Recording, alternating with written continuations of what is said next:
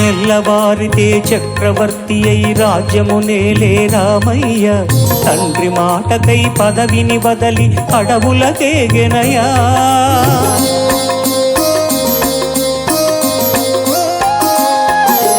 మహిళ జనులను కావగ వచ్చిన మహావిష్ణు అవతారమయ. ఆలిని రక్కసుడపహరించితే ఆక్రోశించెనయా. అసురుని త్రుంచి అమ్మను తెచ్చి అగ్ని పరీక్ష విధించెనయా. సాకలి నిందకు సత్యము చాటగ కులసతినే విడనాడెనయ. నా రాముని కష్టం లోకంలో ఎవరూ పడలేదయ్యా.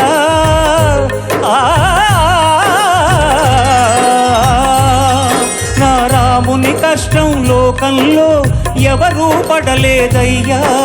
సత్యం ధర్మం త్యాగంలో అతనికి సరిలేరయ్యా. కరుణా